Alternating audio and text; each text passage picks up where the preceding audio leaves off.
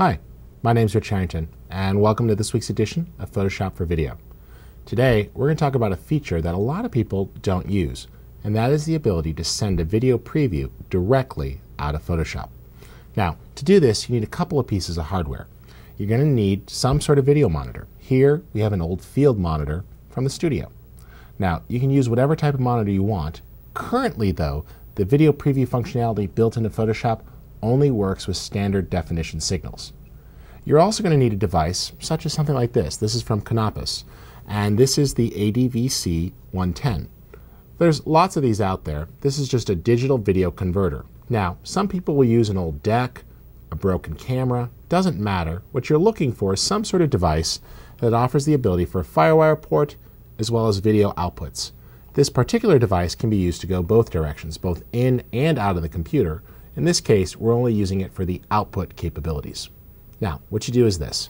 You'll go ahead and hook it up to your computer via Firewire cable. And this particular device just uses Firewire. The built-in Photoshop plugin will only work with DV connections, and particularly a Firewire standard connection for a regular digital video signal. So a DVC Pro HD or a DVC Pro 50 type deck will not work for this. Once you have that connected, you're going to need to go ahead and connect a video cable and just set it up to the out points. There we go. Now that I'm connected and it's powered on, make sure the monitor's powered on. You just have to do a few things inside of Photoshop. Now, we'll start with a regular 4:3 signal, and I'll choose File, Export, Video Preview with the ellipse. Now, there are two options in there, Video Preview followed by an ellipse, and Send Video Preview to Device. You choose Video Preview when you set it up for the first time. After that, you could repeat with subsequent previews. So let's go ahead and say Video Preview and make sure my settings are right. NTSC, 4:3, center it, don't scale, do pixel aspect ratio preview. And I click OK. So the video preview has been sent out to the device. Now, this particular monitor is flickering a little bit because, as many of you know who are video pros, it's pretty hard to shoot a standard monitor with a television camera and not get that roll. So, not a big deal. It's sending a decent signal, and I could use this to make decisions about my color correction. Let's make a quick adjustment to the image. I'm going to go ahead and apply a levels adjustment here. Open up the middles, pull the blacks down just a little bit. And let's actually do a hue adjustment as well.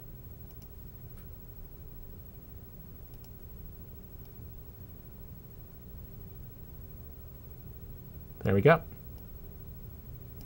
Now, the image did not update on the screen.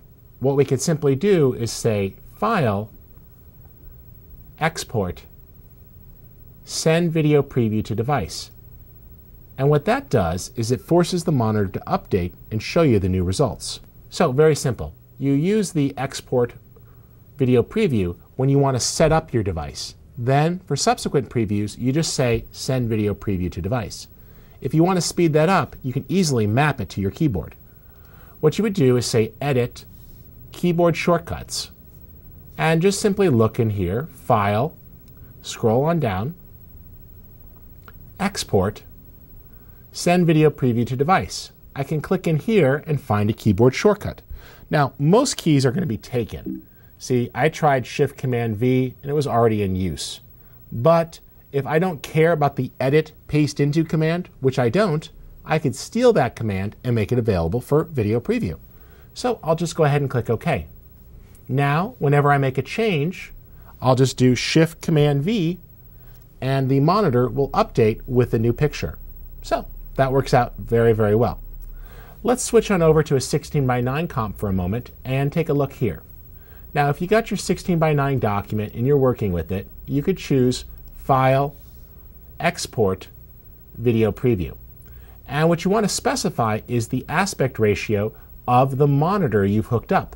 So while I'm working with a 16:9 file, I would still leave this set to 4:3. What you're defining here is the device itself.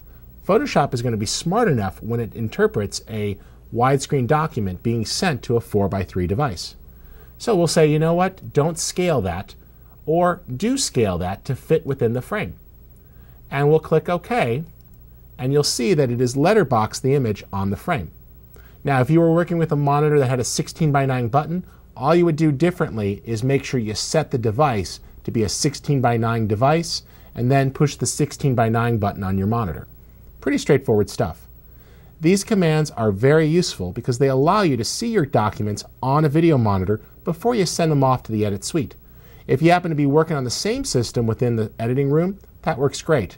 But if you're a graphic designer and you need to prep graphics to give to someone to use in a video, this will let you spot color problems as well as things like interlace flicker before you send the graphics out of house. The other good news here is that if you need it, there are other third-party options out there.